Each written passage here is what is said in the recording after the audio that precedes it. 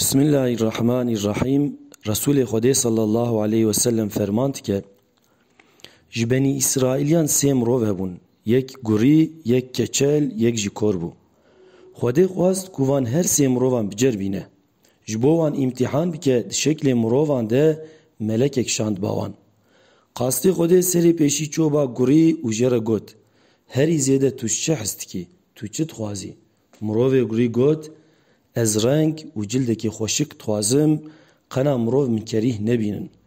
Firîşteyê Xwedê destê xwe li ser mirovê gurî gerand û mesih kir. Ji gurîbûna wî eser nema. Cildekî xweşik hate serê. Xwedê ji kerema xwe rengekî xweşik daye. Piştî melek jê re got: Tu herî zaf ji kîjan mal hez dikî? Got: Ez ji hêştir hez dikim. Xwedê Celle Celaluhu deveyekê avis daye. Piştî daxwazên gurî hatin cî, melek jê re got: Xwedê ji bo te bereketê bixe. Paşî melek rabû çoba keçel û jê re got: Tu herî zêde ji çi hez dikî? Keçel got: Ez poreka xweşik dixwazim ku ev kêmasî ji ser min rabe û însan min kirêt nebînin. Milyaket bi destê xwe serî wî mesih kir. Piştî mesihkirinê Xwedê ji kerema xwe poreka delal daye.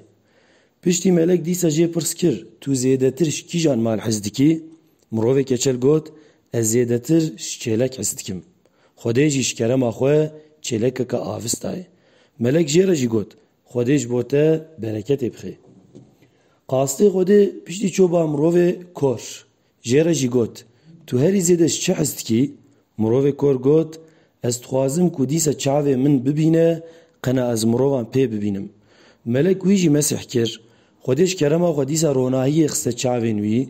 Piştî ku çavên wî vebû, melek jê re got: Tu ji kîjan mal hez dikî?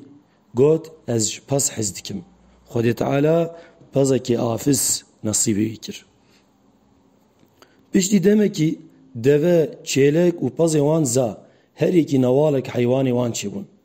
Carekê din ev milyaket di şeklê wanê berê de hat bawan. Serê pêşî hat bawiyê gurî û jê re got: Ez mirovekî feqîrim, bê perema me, nikarim sefera xwe bidomînim. Ez îro hewcê te me. Tenê bi alîkariya Xwedê, piştî jî bi saya te ez dikarim bigîjim ciyê xwe. Tu bi heqê wî zatê ku rengekê xweşik, laşekê delal û mal daye te, deveyekî bide min. Qena ez pê bikar bim herim ciyê xwe. Mirovê gurî got: Heq û huquq gelekin. Ez ê bidim kî û nedim kî. Melek jê re got: Di bêqê ez te naz dikim. Ma tu neyekê gurî û feqîr bûyî. İnsan ji te diraviyan, Xwedê kerem bi te re kir. Çermekê xweşik û vê servetê da te. Got: Ev malên ha ji bav û kalên min ji min re mîras maye. Melek got: Ger tu derew dikî, Xwedê te dîsa bixe weka berê.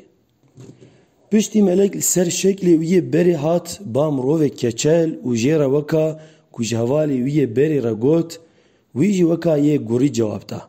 Milyaket jê re jî got: Ger tu jî derew dikî, Xwedê te dîsa bixe weka berê.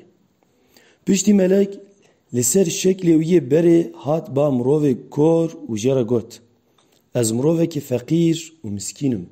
Rêwî me, di sefera xwe de bêçare me. Ji ber tinebûnê ez nikarim sefera xwe bidomînim. Çaram tenê Xwedê ye û pişt re bi saya te ez dikarim bigîjim ciyê xwe. Ji te daxwaz dikim bi navê wî xwedayê ku çavên te dîsa daye te û mal û serwet daye te, tenê pezekî bide min ku ez bigîjim meqseda xwe. Mirovê kor got: Belê, çawa te got ez kor bûm. Xwedê Teala çavê min vekir û ez feqîr bûm, Xwedê mal da min. Tu çi dixwazî ji bo xwe bere û tu çi dixwazî jî bihêle. Son dixwim bû Xwedê Teala tu çi ji xwe re berî ez nabim manî. Tu serbestî. Melekê Xwedê got: Mal malê te ye. Xwedê Celle Celaluhu we îmtîhan kir. Tu serkeftî bûyî. Te di vê cerbandinê de kar kir. Xwedê Celle Celaluhu ji te razî bû. Lêbelê hevalên te yê gurî û keçel riza Xwedê bi dest nexistin.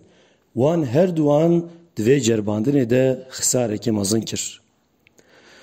Belê, qisa gurî, keçel û kor bi vî awayî bû. Di vê qiseyê de gelek ders û îbret hene. Xwedê Divê dünyayê de mirovan bi her awayî diceribîne, yeş qismetê xwe razî be, gilî û gazin neke, ji ni'metên Xwedê re şikir bike û xêr û hesenata bike, êl dünyayê û li axiretê bi ser bikeve. Lê yê nankorî bike, şikir û hemdê Xwedê neke, dêl dünyayê û li axiretê xisar û ziyaneke mezin bike. Xwedê vê qiseyê ji bo me bixe rêber û rê nîşan der. Me ji timatiyê, ji nankoriyê muhafiza bike.